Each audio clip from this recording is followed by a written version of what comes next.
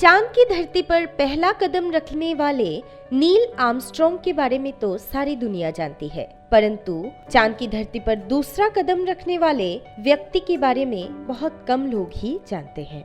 20 जुलाई 1969 को Neil Armstrong ने जब अपोलो लूनार मॉड्यूल ईगल से उतरकर चांद की धरती पर पहला कदम रखा था, तो उस वक्त उन्होंने इतिहास बनाया था।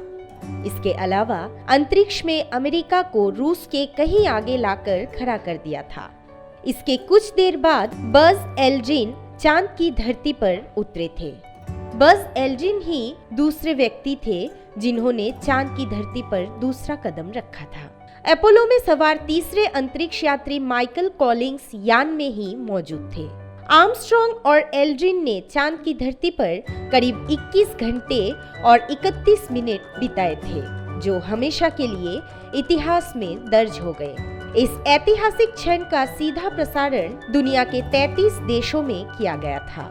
एल्ड्रिन और आर्मस्ट्रॉन्ग ने इस दौरान कई ऐसी फोटो भी खींची जो पहले कभी नहीं देखी गई थी। यहाँ पर एल्ड्रिन ने अमेरिकी झंडे को सैल्यूट किया। उस समय कैमरा आर्मस्ट्रॉन्ग के पास था और उन्होंने इस खास पल को अपने कैमरे में कैद कर लिया। लेकिन चांद की सतह पर अमेरिकी झंडा लगाना काफी मुश्किल का काम था। एक रॉड की मदद से इन दोनों ने इस समस्या को हल कर दिया। बज एल्ड्रिन एक अमेरिकी यांत्रिक इंजीनियर है।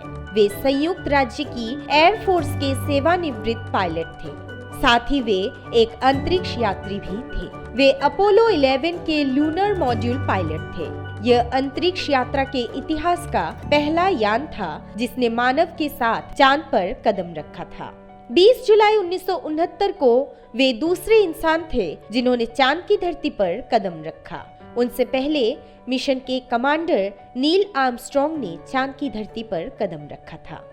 एल्ड्रिन का जन्म ग्लेन रीज, न्यू जर्सी में एक कैरियर सैन्य व्यक्ति एडविन यूजिन एल्ड्रिन और उनकी पत्नी मैरियन मून के यहाँ हुआ था। उनके पुरखे स्कॉटिश, स्वीडिश और जर्मन मूल के थे।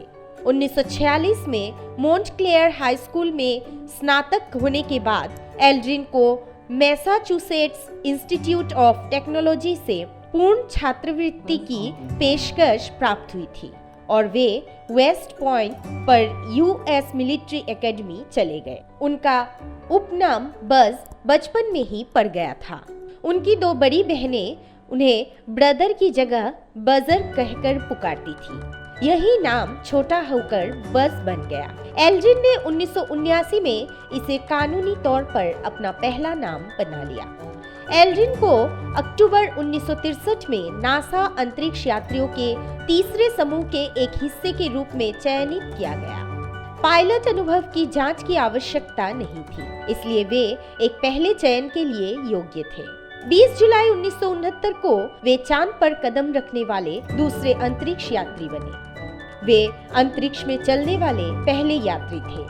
उन्होंने कुल EVA समय का रिकॉर्ड बनाकर रखा जब तक इसे अपोलो 14 के द्वारा पार नहीं कर लिया गया। उस समय एल्ड्रिन की इस इच्छा के बारे में कई अटकलें लगाई गई कि वे चांद पर चलने वाले पहले अंतरिक्ष यात्री बनना चाहते हैं। नासा के विभिन्न लेखों जोखों के अनुसार पहले उन्हें ही चांद की सतह पर कदम रखने का प्रस्ताव दिया गया था, लेकिन कॉम्पैक्ट लूनर लैंडिंग मॉड्यूल के भीतर अंतरिक्ष यात्रियों की भौतिक स्थिति के कारण कमांडर नील आर्मस्ट्रॉन्ग के लिए अंतरिक्ष यान से बाहर आना अधिक आसान था।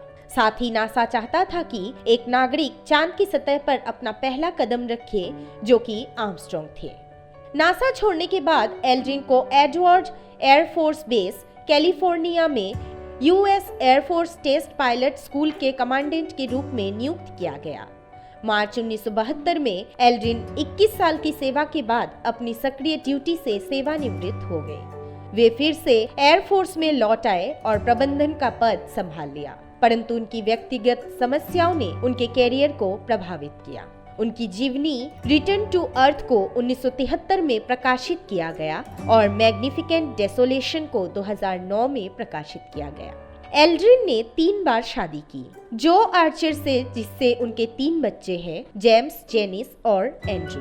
बेवर्ली जाइल से और उसके बाद उनकी वर्तमान पत्नी लोइस द्रिग्स कैनन से। तीसरी शादी उन्होंने 1988 में वैलेंटाइन डे के दिन की थी।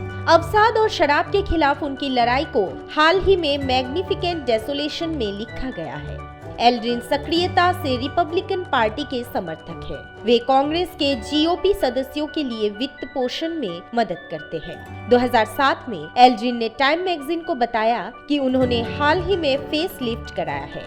उन्होंने बताया कि अंतरिक्ष में उन्होंने जी-बलों को महसूस किया है, जिस पर ध्यान दिए जाने की आवश्यकता है। News desk report, Assam.